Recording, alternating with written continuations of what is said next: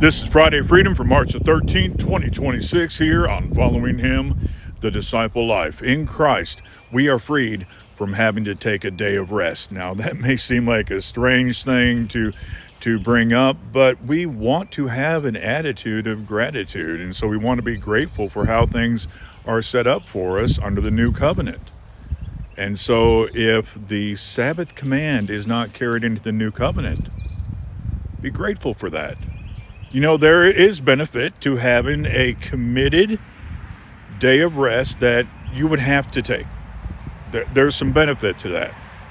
On the other hand, there are times where it might be beneficial if you don't have to take that day off.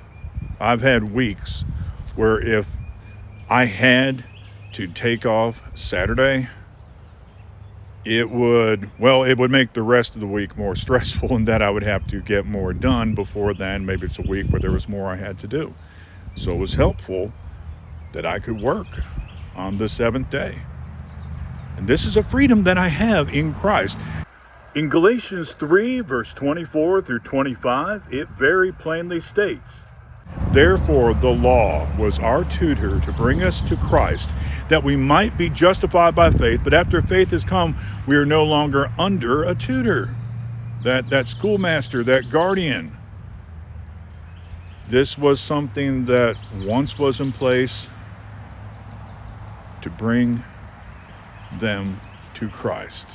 And now, of course, for us, the old law, there is much in there about Christ to show us that Jesus, that he is the Messiah, but we're no longer under that. In fact, my ancestors were all Gentiles. My ancestors were all Gentiles. So they were never under the law of Moses. Deuteronomy 5 is pretty plain about that. Colossians 2, verse 16, "So let no one judge you in food or in drink or regarding a festival or a new moon or Sabbaths, which are a shadow of things to come, but the substance is of Christ." We now have the substance. And in the Christ, we're freed from having to take a day of rest. Now, that's not to say there's not a benefit to it. If you can do it, there's wisdom in that. But you actually don't have to. You have a good rest of the day. And what might seem ironic, it's not.